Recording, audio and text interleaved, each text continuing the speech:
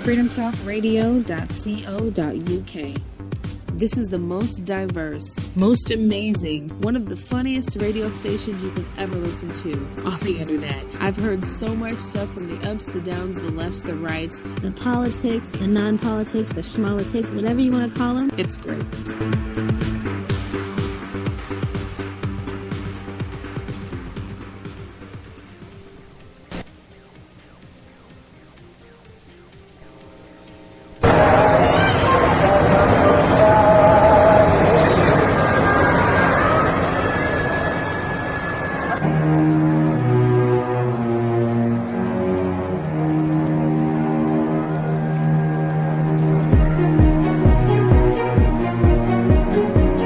Prepare to leave common sense and political correctness behind.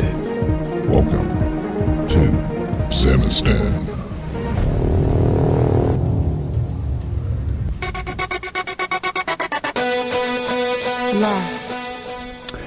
Well, good evening, everybody. Today is Saturday, the 1st of March.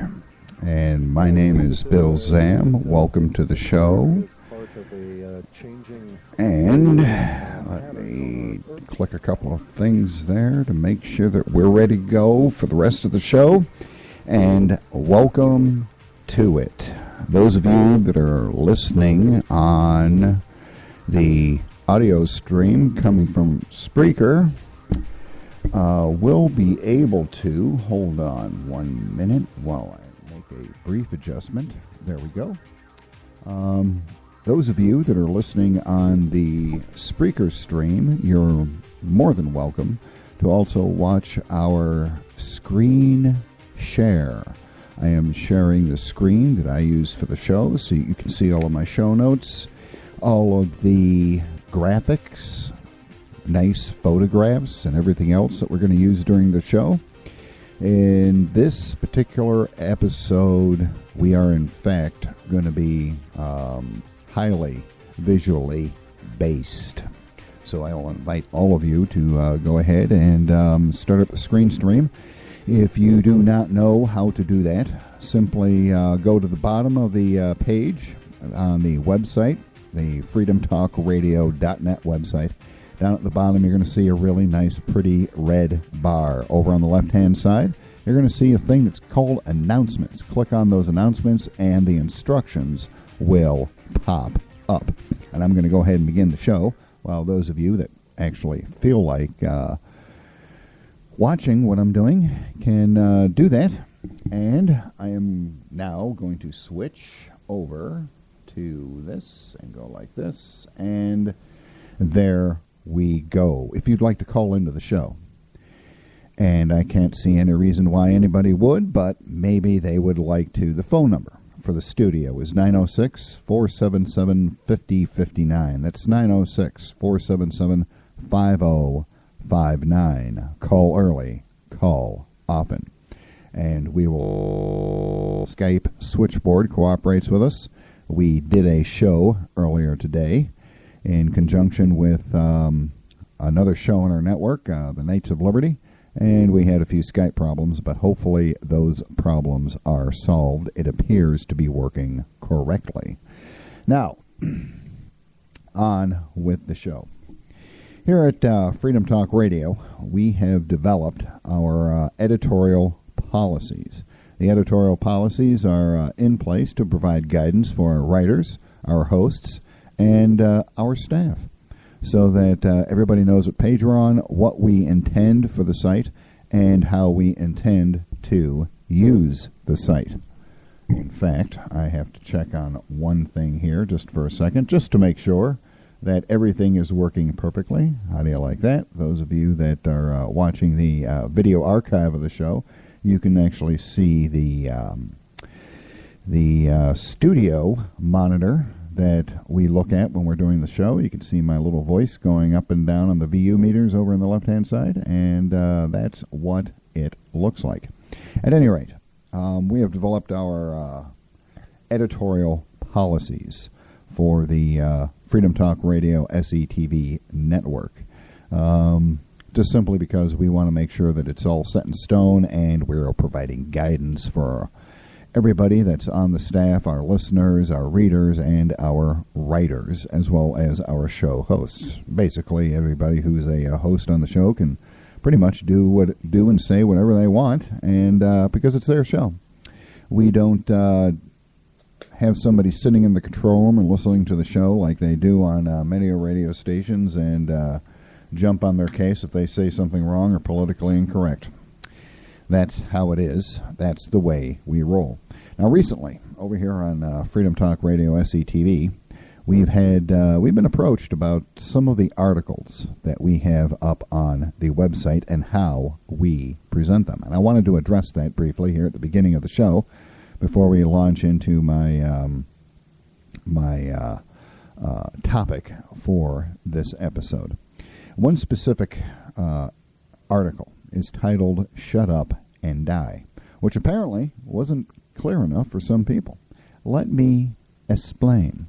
The story involves someone who lives less than 20 minutes away from me, a 20-minute drive, and I can get to where this person lives.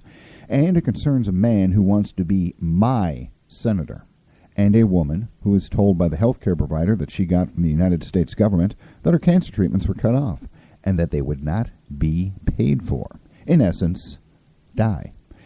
She is the topic of a television ad here in Michigan detailing this. The man who wants to be my senator, a one Mr. Gary Peters, has purportedly told the television station that they will have their license revoked if they continue to air the ad. In essence, shut up.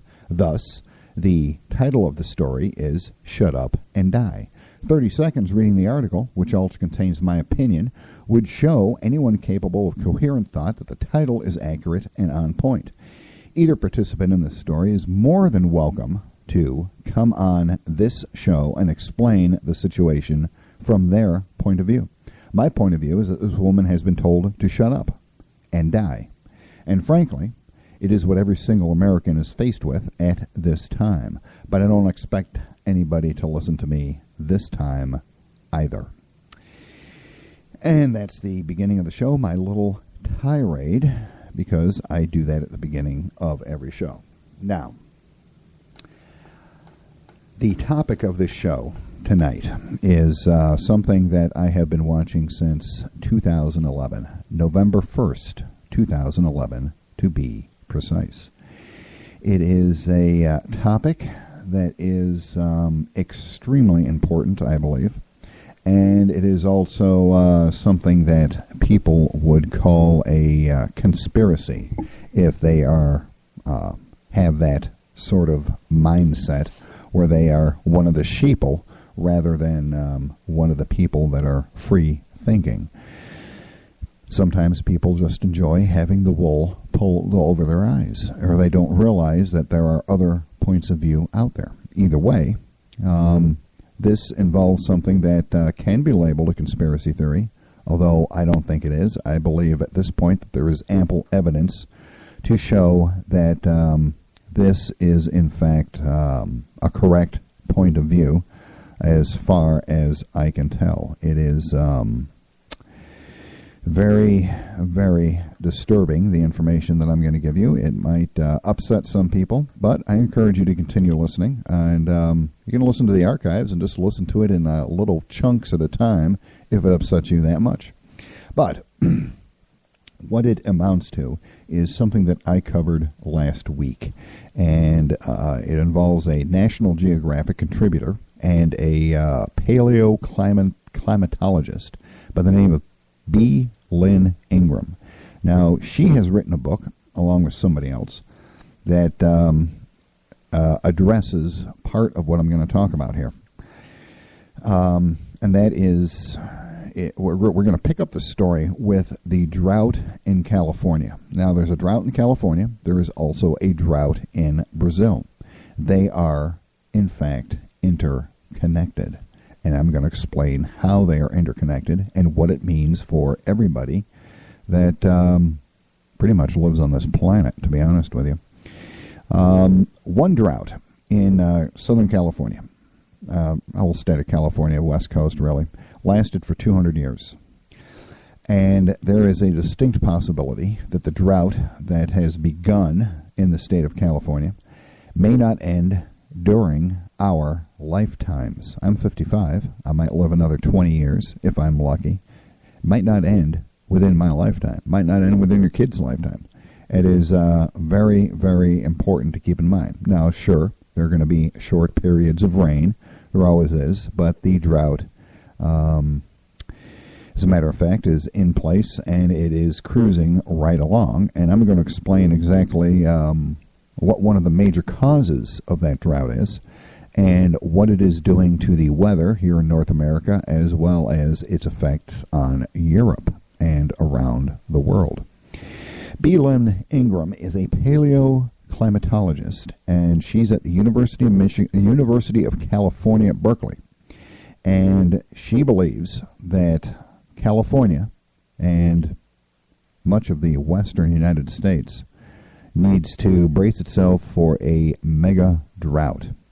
Now, she takes a long view because she's a paleoclimatologist. She studies tree rings, microorganisms in ocean sediment, and probably ice cores, as well as regular earth cores from the ground.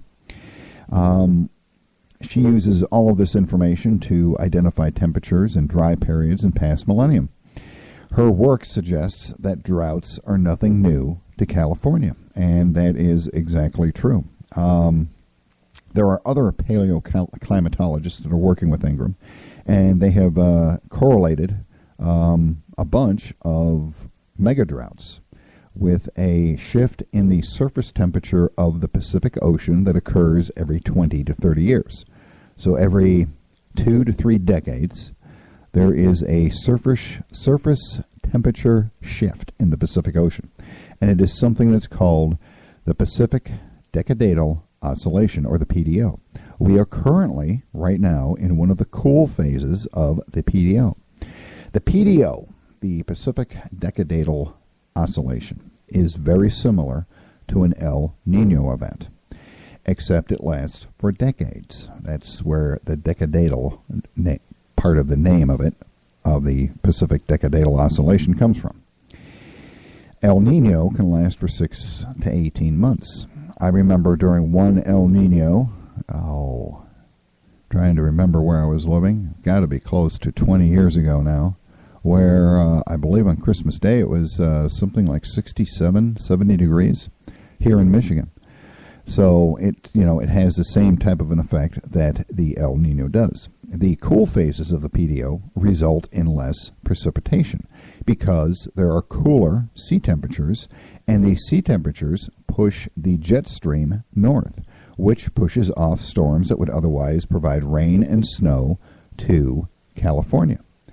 And this is one of the reasons why we are getting so many more storms here in the Midwest and East and in the southern United States, because the storm patterns have been shifted north, the jet streams have been shifted north, and the storm patterns make this great big looping S-curve down into the United States. And I've got some really nice graphics and animations to show you here in a little while on the video stream. The book that Ingram has written is with Francis Malamud Rome, and it's called West Without Water. It merges climate and paleoclimate research from a tremendously wide variety of sources, as it will introduce you to cracking the mysteries of this. And quite frankly, I think it's I think the book is $23 even for the ebook version of it. And quite frankly, I think it's a very good primer for people to read to educate themselves about the climate. It demonstrates, the book does, that extended droughts and catastrophic floods have plagued the western United States with regularity over the past 2 millennia, at least. And they also do have an extensive, they talk extensively about the the most disastrous flood in the history of the western United States, which was between 1861 and 1862. So that's those of you that are history buffs may get some good information out of that. Now, they show that while the West may have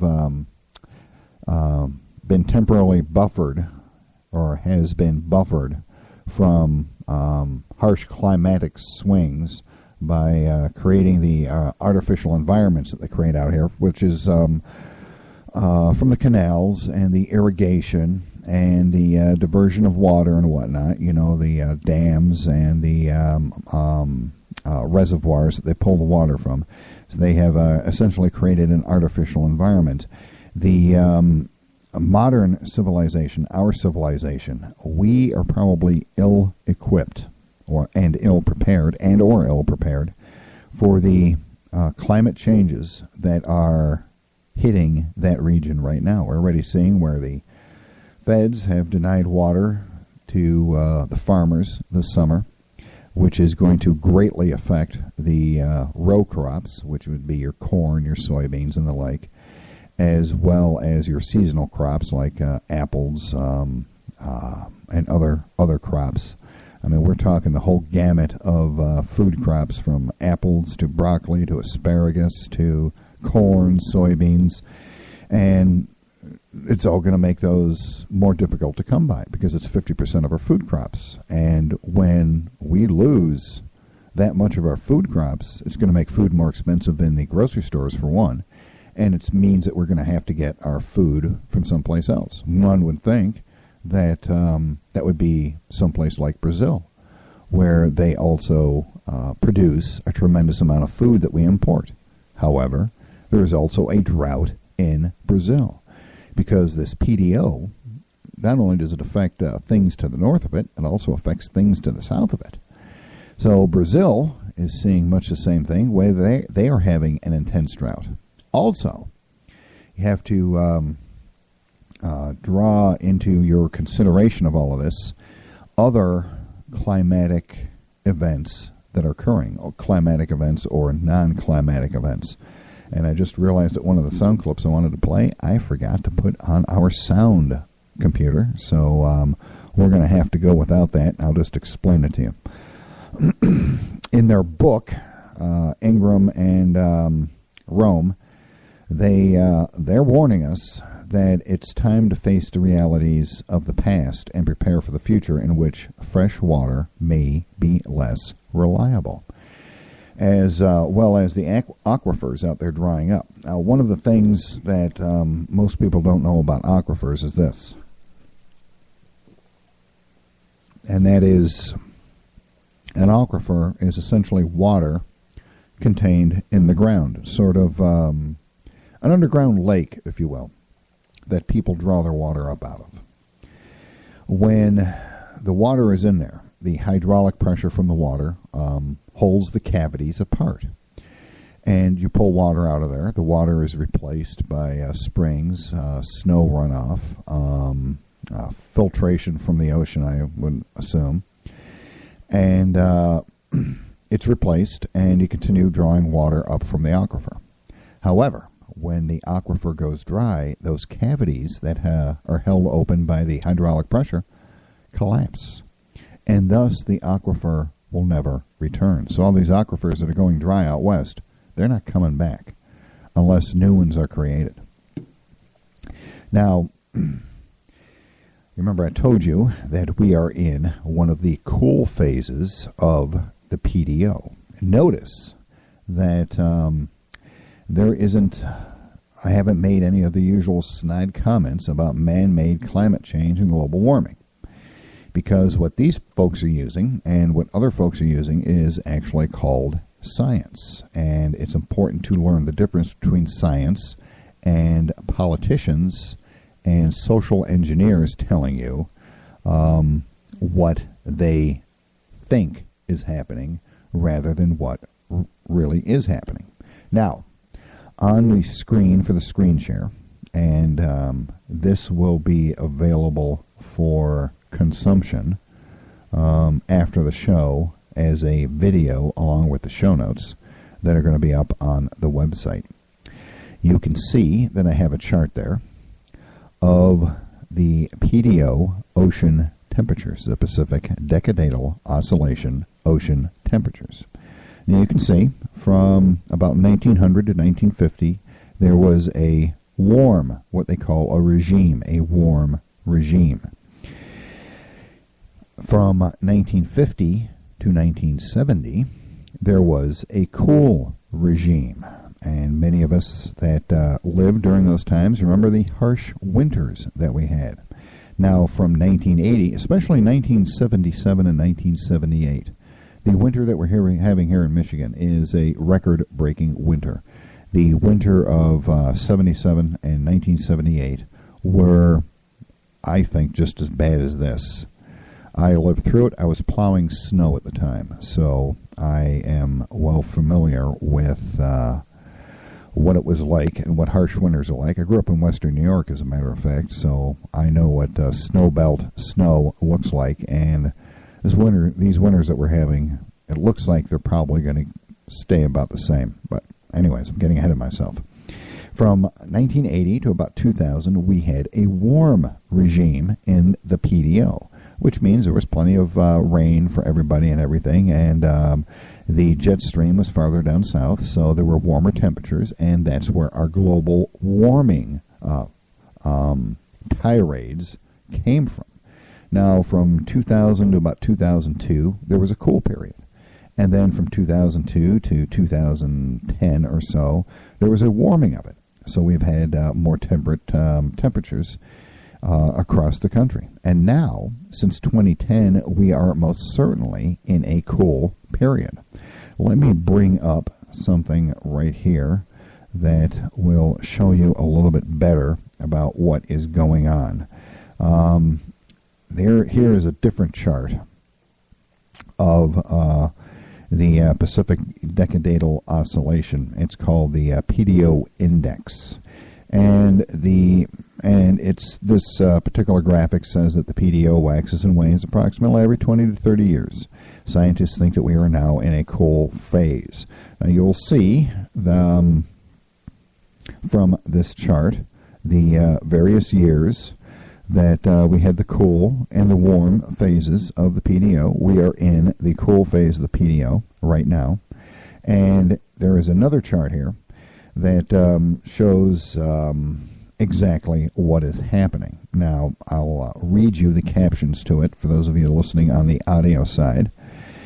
And here's what it says. When you have the PDO going, you have the cooler than average water, and along the coast, it wraps around a core of warmer than average water.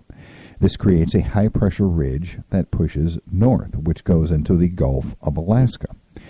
And that's why they've been having such intense storms in the Gulf of Alaska over the past couple of years, because of this PDO event being in the cool cycle. Now, the rain falls north of the ridge, leaving the southwestern U.S. High and dry, so to speak. And this comes from, let me see here, the Joint Institute for the Study of the Atmosphere and Ocean, University of Washington, NOAA. So, you're probably asking yourself, Bill, what the heck does this have to do with what you're going to talk about tonight, specifically things getting cold for a long time, or, in other words, an ice age? Now, this is where myself and my information come in, because I am in contact with people that have far, far more knowledge than I have. I merely act as a clearinghouse and make connections that other people don't because of the information that I have access to. On 1 November 2011, the very first interview that I did on Surrounded by Idiots, the show that you're listening to, by the way, was held with great fanfare and gained an audience large enough to crash all of our servers, which was quite a hectic time, I might add. I spoke for 2 hours with the inventor of what is called the Alta Report, A1 Clif-high. Cliff came cruising in on that show, and in less than 10 minutes dropped a bombshell that nobody was talking about at the time. An ice age starting within a couple of years. Crazy, you say? Just look outside if you're pretty much anywhere in the United States right now. So, what is the thing that he invented? This Ultra Report web bot thing. And hopefully I'm accurate in this because I've gotten this from several different sources on the internet, but I believe I'm accurate. I've also listened to Cliff's description of this stuff, and I believe it's fairly accurate. It's linguistics and the study of linguistics on the internet using crawlers that scour the web looking for specific words and phrases that have been programmed into the crawlers that they have going about on the web. The changes in language precede large emotional events. The larger the emotional impact of the event, the more advanced notice the bots seem to get when they're crawling around on the web. Now, picture it this way. If you put some pinholes in a piece of paper and you imagine being able to look through each pinhole, if you're a photographer, you more than likely in your photography class you made a pinhole camera. It's like that. You look through a pinhole for a fraction of a second, and the objective is seeing the future on the other side of the paper, and that's what they essentially do. Now, people have related this to the allegory of the cave, Plato's work, that people have sensed odd things go on at the archetype level of consciousness. And when you get a couple of billion people having the same having sensed the same odd things, that's a lot of people that sense the same thing at the same time, and there are linguistic cues that come out of that. The webbot is an attempt to use the high data density of the internet to sample language and seek linguistic shifts that they believe precede events. The initial results on this suggest that language shifts on a macro level begin about 45 to 90 days before a society-changing event. They predicted the Northwest power outage forecast. They forecasted that a couple of years ago. That was one of the more memorable events short term. But they are doing a lot of massive sampling of the internet, and they are picking up various bits of information from the internet that seem to, for lack of a better word, predict what may happen in the future. They are, he's told me, Cliff has, on more than one occasion, that the timing of the events is up in the air, and they can be misread. However, the events that are predicted happen far more often than chance would dictate. In other words, they work. So, with the above information about the PDO, and I've been faithfully watching the environment since then, and I have been preparing since the date in the audio clip that you're about to hear is a little bit off. It bears some further explanation after I play this audio clip, which I'm going to play right now. It's about 2.5 minutes long, and this is clif-high from November 1st of 2011. And remember, listen carefully to what he's talking about, and then correlate it to what is happening right now with the weather. Let's listen.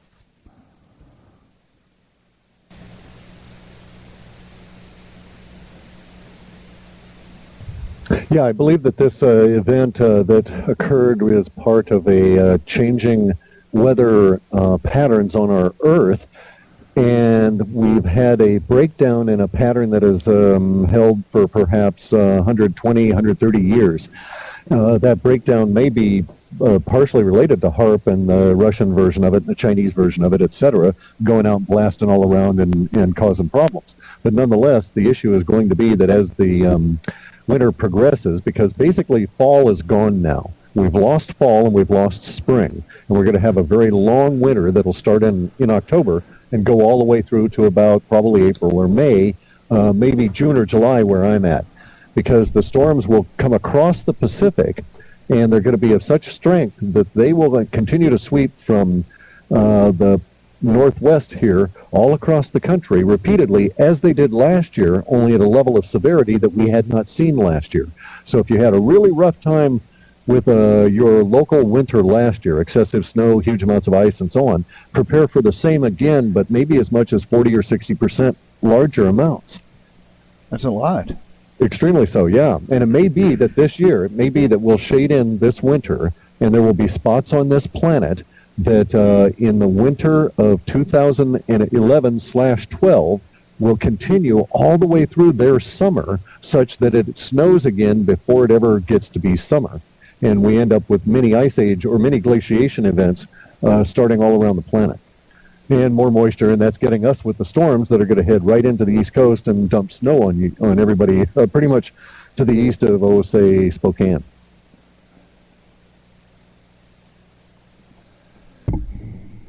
And that is the audio clip that I wanted to play for you.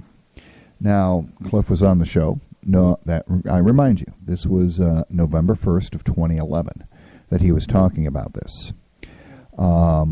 Obviously, the timing's off. It wasn't 2011, the winter of 2011-12. It was the winter of 13-14.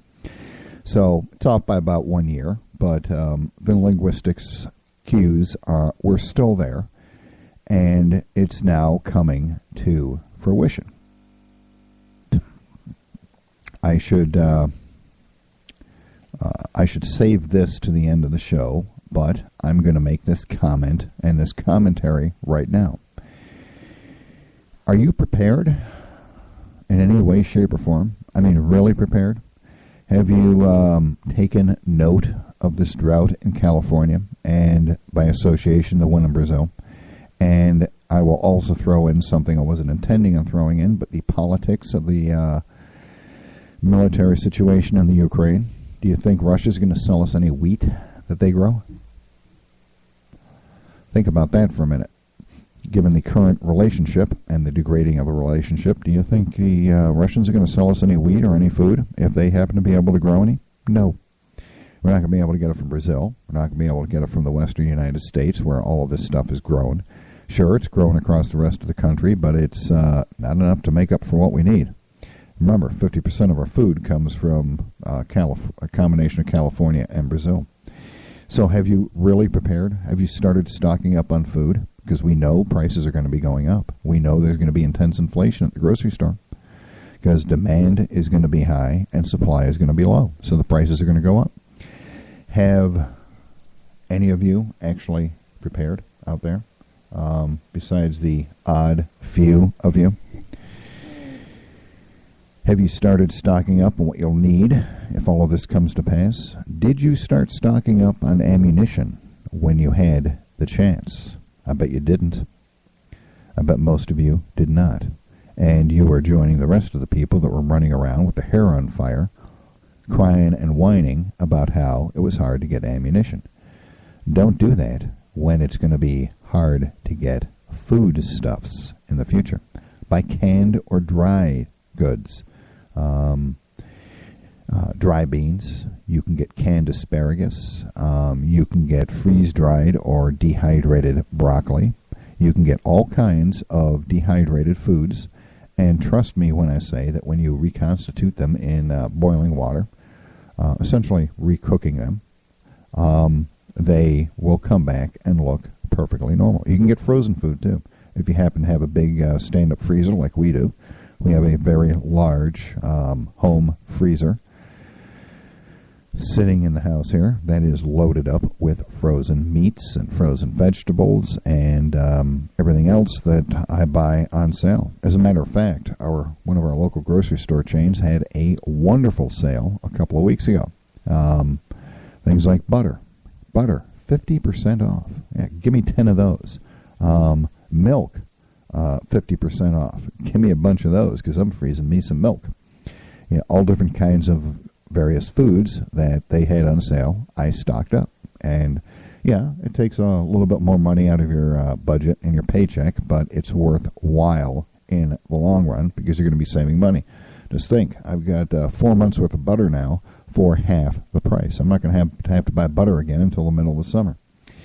So we have come to the point where we get to the information about the climate right now and how it could play out for the next several years or decades.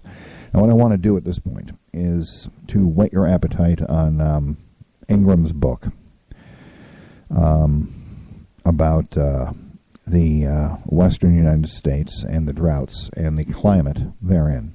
I'm going to read you part of the first chapter from her book right now. Just to whet your appetite, you can see, listen to her writing style and how they wrote this book. It is, like I said, $22 for an ebook or a regular book is pretty expensive, but it's well worth it. Here's how it goes. Humans tend to perceive climate as a force of nature, one to be measured, classified, and ultimately conquered. John Steinbeck's quote speaks to another human characteristic, the tendency to forget. This seems especially true when it comes to the periods of wet and dry over the past century or so in the American West. Perhaps, however, we can be sympathetic to this tendency because we realize that to measure climate at any given point is really a measurement of the current weather.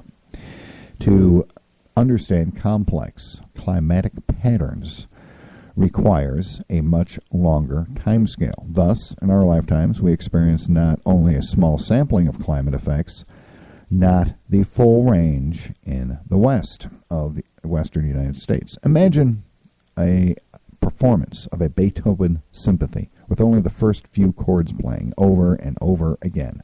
If that were all we heard of the symphony, we would believe it was beautiful but simple. We could hum along and predict what would come after the initial chord sequence. We can remove the element of surprise by understanding as much about our climate as possible. And that's right from her book. The show notes that are going to be up on the website immediately following the show have a link to go and purchase the book.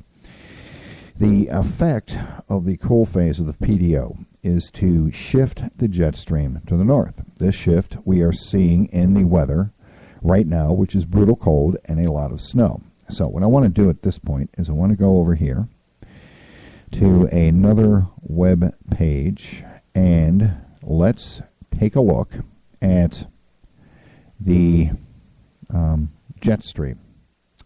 We're going to do an animation of the jet stream.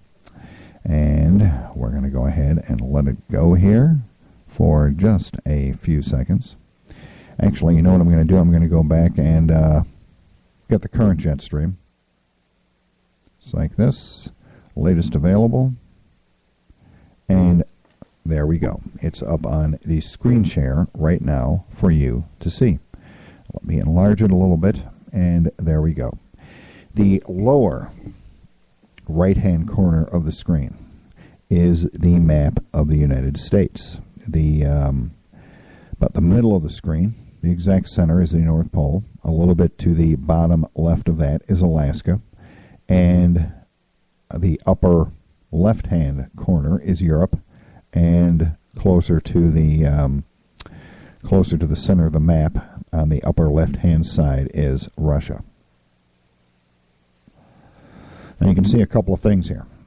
You can see the jet stream that has been pushed north by the PDO, and you can see how it is curving from the North Pole, comes down over the western part of Canada, goes along the coast of Alaska, heads inland, and draws the frigid, cold air into the eastern and midwestern portions of the United States.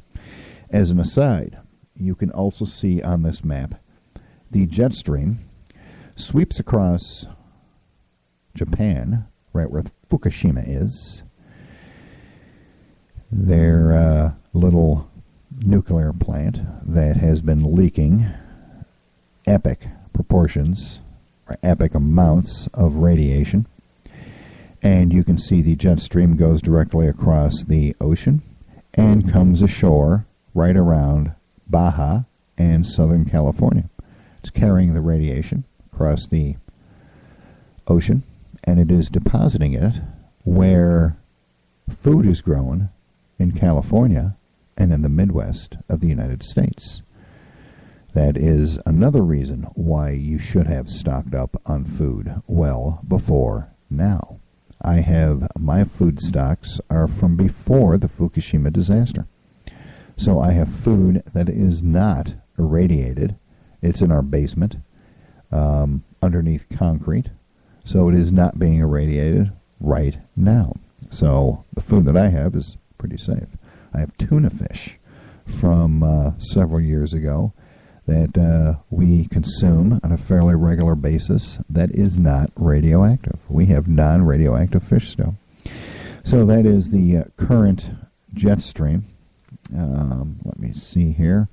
I'm going to go over. I'm not going to do the animation just yet.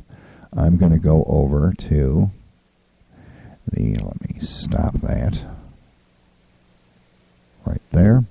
I'm going to go over to the Unisys weather site, unisys.com or weather.unisys.com. You can do a search for it, Unisys weather. They have some of the most excellent weather maps that they correlate on a regular basis that you can see. And right now, to give you a demonstration of exactly what is going on and how this PDO is affecting the weather in the eastern United States, I have up on here a 36-hour low minimum temperature surface map. Now you can see on this map, it's the entire United States. And you can see, let's see here, looks like, where are we looking at? We are looking at probably North Dakota and Wisconsin, Minnesota, right around in there. What we are seeing right now, within the next 36 hours, is right up at the Canadian border, right where those states all come together, right there at the Canadian border. 45 degrees below 0 Fahrenheit is what the projected temperature is going to be. Now, I'm going to go one day out so you can see what the next day looks like. And you can see that the temperature drop is moving east. Yes, another polar vortex is on the way. You can use the information they have at this site to map these polar vortices and when your cold weather is coming to your area. You can see as far south as Oklahoma, it's going to be 34 degrees. It's going to be in the 40s in Texas, according to this map. Now we switch to the next day, which is Monday, March 3rd, and you can see the low temperatures in Texas are now going to be 15 degrees. Here in Michigan, there'll be 5 degrees. Right around Lake Michigan or so, Chicago, 8 degrees below 0. Now let's go to the fourth day, which would be the 4th of March. And you can see the temperatures continue to drop. In Washington, D.C., 7 degrees below 0. In southern Indiana, which is usually not too bad, 8 degrees. You can see as far south as New Orleans, 34 degrees. 24 degrees in central Texas, according to this map, 4th of March, 2014. Let's go out to day 5, the 5th of March. And you can see the temperature drop is still quite in effect, but it's getting a little bit warmer. You can see New Orleans, 44 degrees. And the 6th day, which would be the 6th of March, you can see the latest polar vortex is now up in the northeastern United States, where it'll be 11 degrees below 0 in Maine and 11 degrees above 0 in Washington, D.C. Now, you might think, well, we're out of the woods, because I'm going to go ahead and show you day 7. And you can see it's all moved up. We're starting to moderate on our temperatures. Here in Michigan, it's only going to be it's going to be 22 degrees above 0 for the cold temperature. So you're thinking to yourself, well, you know what? Things are starting to get back to normal. Whew, maybe this horrible winter is starting to break. Because after all, it's March now. So you would think the temperatures are going to begin to moderate. Au contraire, let's look 8 days into the future where the next polar vortex is coming down from the exact same spot that the previous one came down, the border of Wisconsin and Canada, where the next polar vortex is going to come down from. So let's go back to this animation of the jet stream. And I'm going to go out here. Let me see here. I'm going to go ahead and rebuild the animation. Remember, bottom right corner is where the United States is. Now, we're going to go 12 hours at a time for 20 days. And you can see the predicted jet stream and how it is going. You can see that the jet stream has once again left Southern California and the West Coast and is once again moving north. And you can see that it is once again drawing cold air down from the Arctic into the continental United States. We are talking 20 days out into the future. Towards the end of March, we are still looking at the same temperatures that we are having right now. The long-range forecast that I have seen for from the NOAA at this point says that all the way through March, April, and May, especially here in Michigan, we are going to be seeing no break from the cold weather. Granted, it may not be 10 degrees below zero at night anymore. Maybe it'll be zero. Maybe it'll warm up a little bit. But the cold weather is here to stay. Once you get to May, and you still have temperatures that are cold enough not to allow the snow to melt, you've got a problem. Because now you're getting to the point where your soil needs to start warming up so you can start growing food. This ground is still frozen and covered by snow. You got a real problem, because now you're getting towards planting time. If this doesn't break by the end of May, we got a serious problem, because there ain't nobody going to be growing any food out in the fields, because the fields are going to be frozen. This is not a good thing. Remember the clip that I played for you with clif-high? We may be in for the beginning of at least a mini ice age, I believe, because I don't see any moderation in any of this from any of the models, from the forecast models, the jet stream models, the temperature models, or anything else that I'm seeing, where any of this is going to moderate anywhere in the near to mid-term future. This is not good. I would heartily suggest to all of you that you sneak out to your grocery store tomorrow and begin stocking up on canned and frozen foods. If you have a big enough freezer, throw a bunch of frozen food in your refrigerator. Corn, broccoli, carrots, that sort of thing. Or you might want to think about starting a hydroponic garden in your house. I think that's probably what I'm going to be doing next in the near future, is I'm going to start trying to grow vegetables hydroponically here in the house. We have windows, some windows that face the south so I can get sun. But this is not looking very good at all. Other things that are playing into this situation with the temperatures. If you look at something that's called the expanding Earth theory, wherein if you take a look at the dinosaurs, some of the dinosaurs were massively huge and massively tall. I forget the name of the particular dinosaur, but they had extremely long necks, a couple of stories tall. Brontosaurs, maybe? Is that it? I don't know what they're called, but they were very tall, very tall.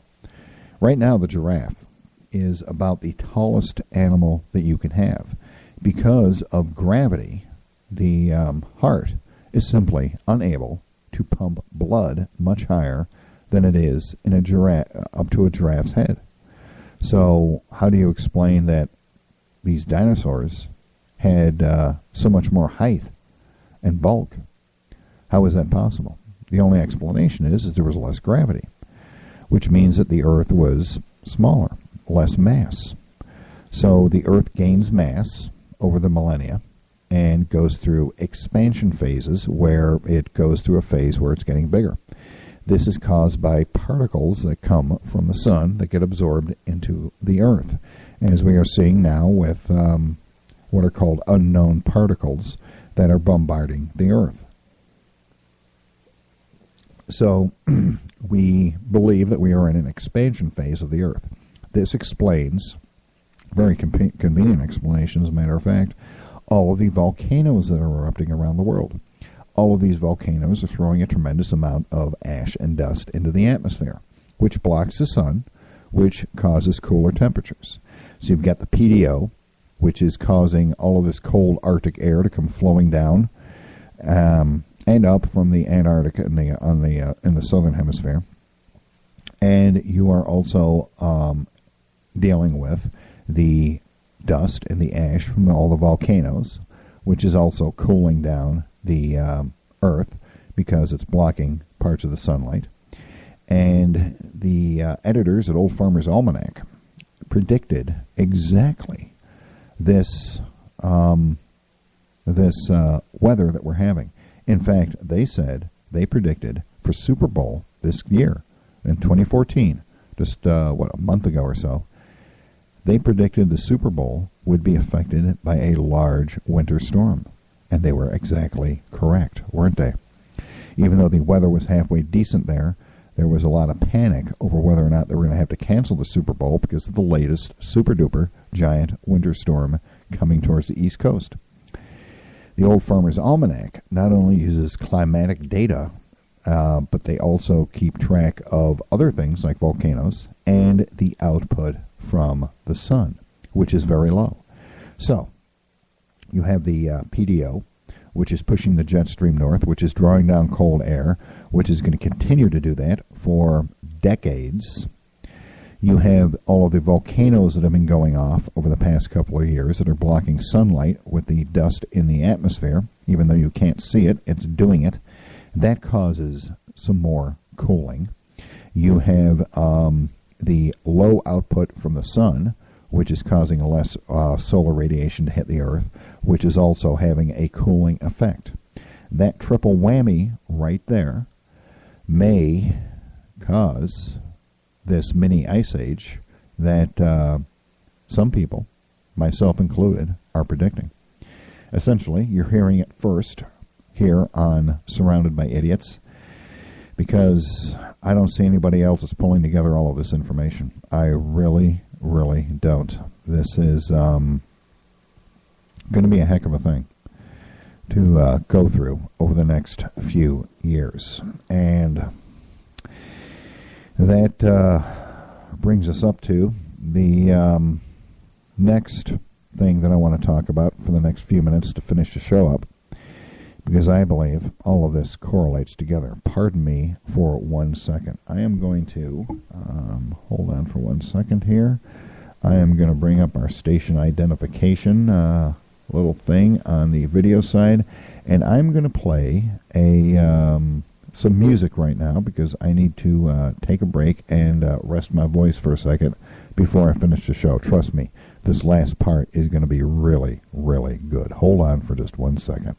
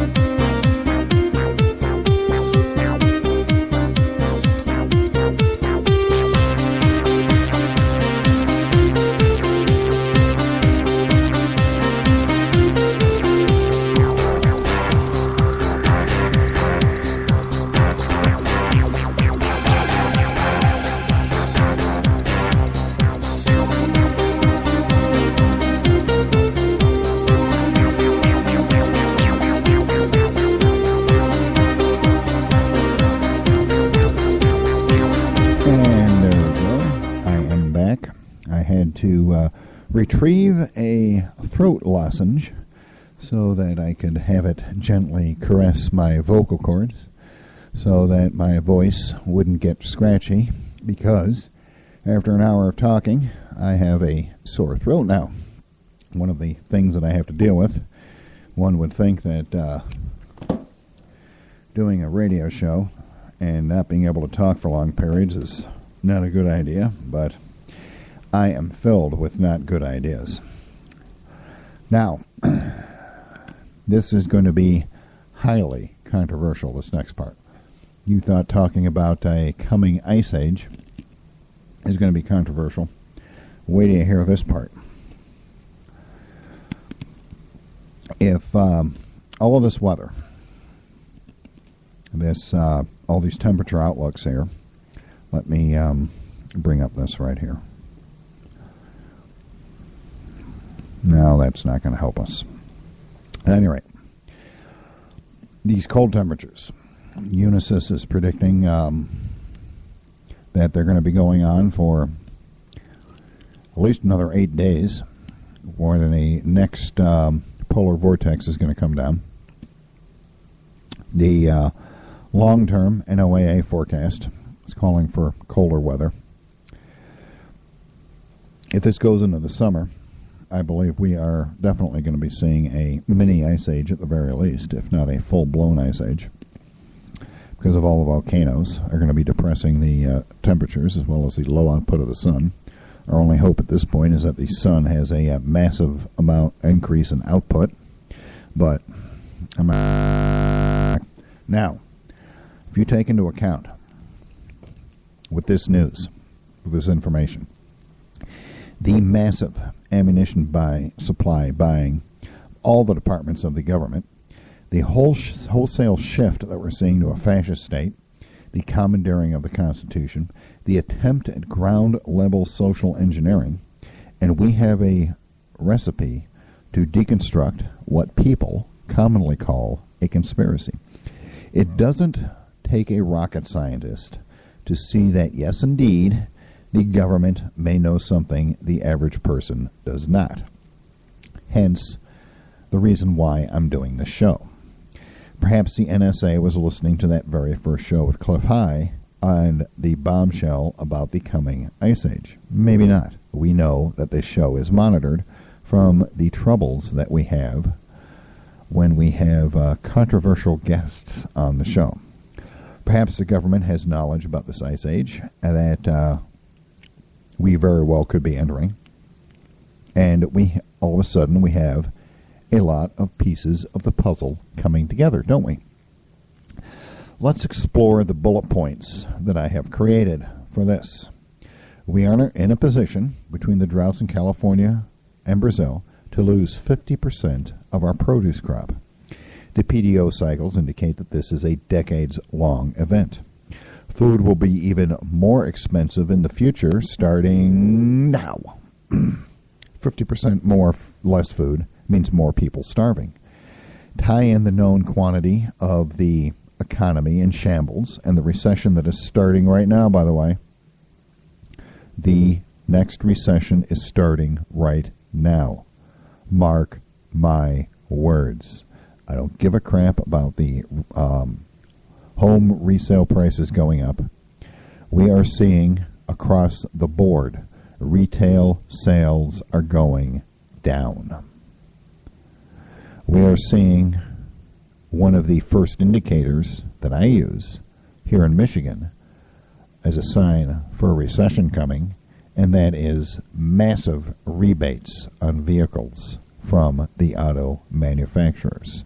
I happen to know, if it hasn't started already, there is going to be a large rebate on some vehicles from one of the manufacturers, up to $8,000. That doesn't say that they're panicking. Nothing does. I believe that once we tie in the known quantity of the economy, which is still in shambles, and the recession that is starting right now, we have a recipe for the following. The reason for the government to buy all that ammunition, the reason for equipping police departments with military vehicles, weapons, and training. The reason for killing every bit of the economy that the government can, from the military to the space program. Take all that stuff together, and we're looking at chaos, anarchy, totalitarianism. You take into account the recent meeting that you haven't heard about between the leaders of the United States, Barack Hussein Obama, the Prime Minister of Canada, and the El Presidente of Mexico, and the apparent push during those meetings to start developing the North American Union in earnest. And if you don't think that's never going to happen, you ain't been paying attention to Barack Obama for the past 5 years, have you? Because when you consider that in Mexico you have a temperate climate, Canada and the United States, you might be heading to an ice age. You got a lot of people to feed. Wouldn't it be nice to have some nice farmland in Mexico to be able to import food from, on account of the big old drought in Brazil? Can't get much food from there anymore. You got an awful lot of things coming together that are spooky coincidences, and I don't like coincidences. They give me a bellyache, and right now I got a beauty. I can actually have a sound clip of that. Hold on for just 1 second here. There we go, right here. Here, listen to this. You're going to love this. Captain Kirk is making his appearance.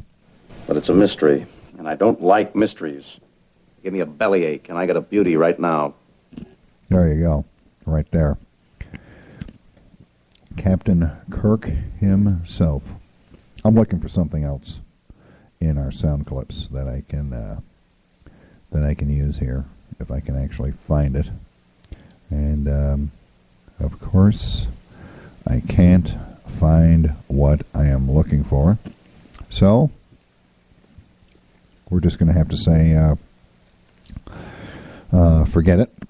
And I'm actually at the end of the show anyways. I'm just killing a couple of minutes while I am looking for anything else that I want to tell you about related to these to this information that I have been giving you. It is quite disturbing, to be honest with you. And I would invite all of you to do some exploration of this topic yourself, and take the necessary precautions that you feel you need to take for you and your family, because of all of this looks like it's really happening now. So you need to prepare yourself, prepare your family. You need to start stocking up on food. That's my personal opinion. As the host of this show, I treasure my audience and all of you that happen to listen to the show live and as recordings, and I don't want any harm to befall any of you. So I would urge you to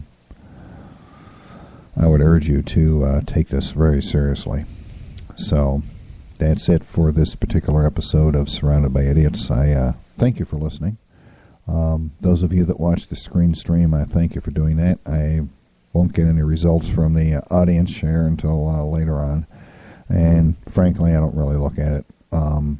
Even if I'm talking to myself, I know somebody in the future is going to be watching it, and they're going to go, holy crap, I should have been listening to this guy years ago, which is your bad. At any rate, my name's Bill Zam. I thank you for stopping by and listening to the show. For those of you that have made it to this point in the festivities, you have my sincere congratulations on putting up with me for over an hour. So, at any rate, my name is Bill Zam. I would like to thank you for stopping by and listening to the show, and we will see you next week on most of these Freedom Talk Radio SCTV stations.